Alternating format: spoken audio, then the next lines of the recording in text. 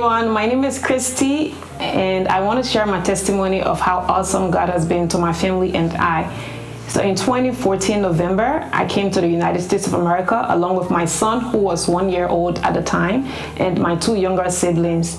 We fled our country because there was an outbreak of the deadly Ebola virus, and also for some safety reasons. So when we came to the United States, we came not knowing how we're going to, live. We didn't know what's going to happen because we couldn't work here or anything. We just came with visiting visas. Luckily for us, like a few weeks after we got here, November 2014, President Obama announced that people from our country, because of the outbreak of the disease, we were able to get temporary protected status. That's an immigration status that does not make you a legal resident or a citizen of the United States, but it affords you the opportunity to work and go to school and just do basic stuff in the United States.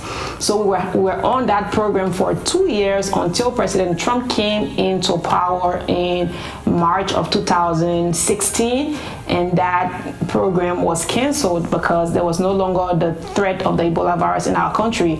So it was told that you either go back home or you find a way to be legal in America. So for the past 3 years, we've been here, not able to drive, not able to work, not able to go to school, not able to do pretty much a lot. So it was a very stressful period. It was a very sobering moment for us. It was very difficult, I can promise you, because there was the fear of what if one of my siblings or I get sick? What if there was a medical emergency? There's no way we can go to the hospitals. We didn't have insurance or anything like that. So it was just a very troubling time for us. But throughout these 3 years, our pastors, Pastor Steve, Pastor Neka, have been very supportive. Miss Makita, Marvin, Miss Shalita, a lot of people in church have been very supportive and just concerned about our situation, and they've been trying their best to help out.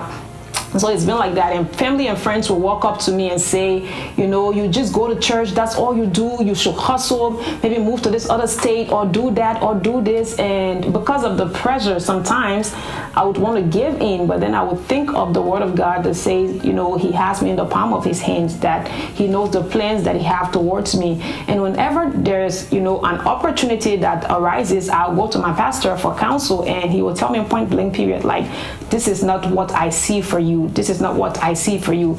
And he always made sure to tell me that God pays. God pays. Pastor Steve will always tell me that God does not owe anybody. Once you work for him, just like when you work for Amazon or Google, they're going to pay you at the end of the month or so. God is going to pay you once you work for him. And most times when he's paying you, it's in a higher magnitude than even the amount of work you did. So he always encouraged us just to be, continue trusting God and continue serving him. So that was what we did.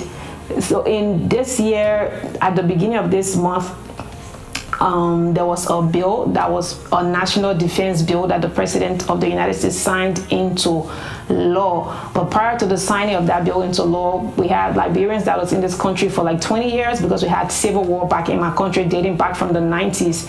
So those people have been here. They came as refugees, and some of them have been here for 20 years, 15 years, the same thing. No legal status, no real legal status. They're not getting citizenship. They're not being legal. They're just, from one point to the other, there's no real stability in their lives. So they've been pushing this case. They have been, going to the U.S. government, going to Congress, and just pleading and begging that, the government will give us some level of security in the country, that the government will allow us the opportunity to have a path to citizenship. So this has been going on for years, and for the years it's been going on, nothing has been done.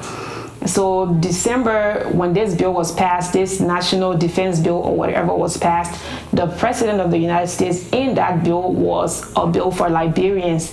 Two senators, one from Rhode Island and Minnesota, and the state of Minnesota, came together and pushed the case of the Liberian people in Congress, and it was accepted. It was passed by the Senate, and the president signed it into law that we, as Liberians who were here before November 2014, can now become permanent residents of the United States of America and have a path to citizenship.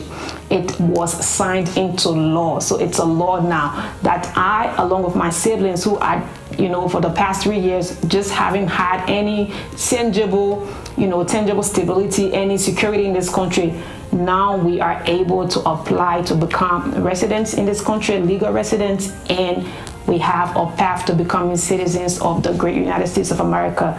This has just been a very awesome moment. It's been a trying time, but with the help of God, with the help of this church, Dominion City, all the word that we've been able to learn, we were able to overcome every struggle that came during this period. And it keeps coming back to me in this word of God that says that he's going to give nations in exchange for us. He's going to give, kings, people, men in exchange for us.